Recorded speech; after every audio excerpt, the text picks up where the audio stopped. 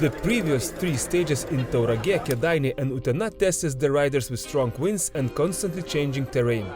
A lot of energy had already been spent, and 20 riders had been forced to end their Tour of Lithuania campaigns early.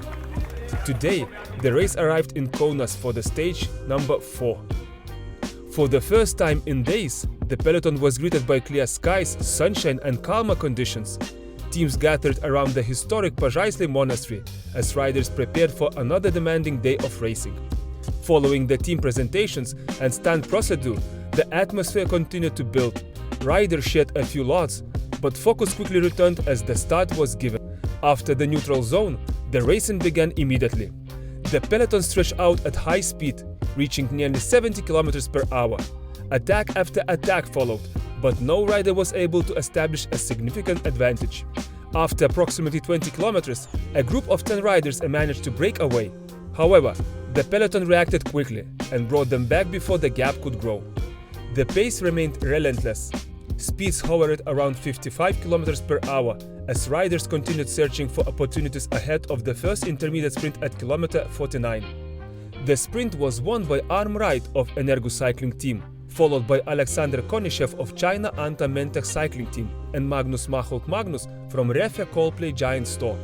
Soon after, the action was interrupted by an unusual obstacle. A passing train forced the entire race to stop briefly at a railway crossing. After a short pause, racing resumed immediately, with fresh attacks launching as soon as the riders were underway again. With 100 kilometers remaining, a group of 5 riders gained a small advantage over the peloton.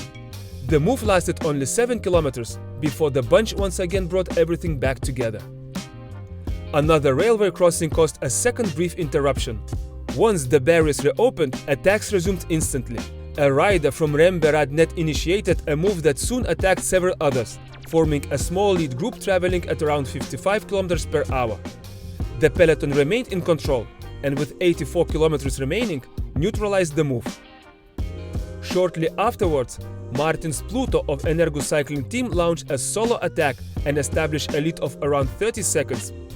The peloton remained calm, keeping the gap under control, as the race approached the second intermediate sprint.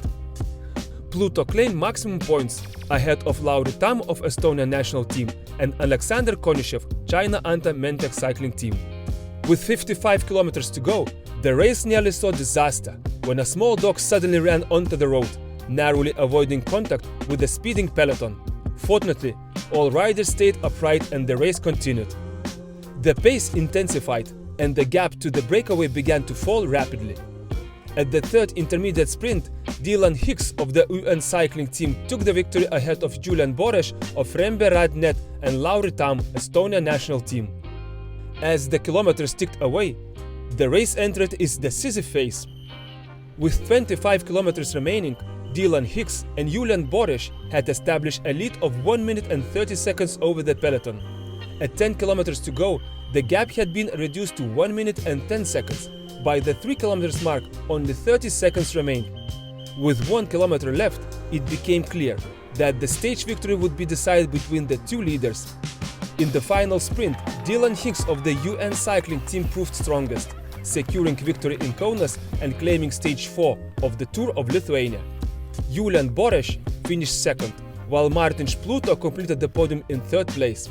After 4 stages, the classification leaders are White jersey, Lauri Tam, Estonia national team. Green jersey, Arm Right, Energu cycling team. Red jersey, Alexander Konishev, China Anta Mentech cycling team. Yellow jersey, Alexander Konishev, China Anta Mentech cycling team. Thank you for the stage number 4. See you tomorrow in Vilnius. Yeah, I mean, as a team, we went in with a plan. The sprints are really hectic, so we were going to go in with a plan of trying to get ahead of the race. And we were trying all day, but nothing was sticking. So I sat back for a little bit, and then coming into, I don't know, final 40k, I started to try again, and me and another guy just got a gap pretty quickly, and it was just all out to the line from there.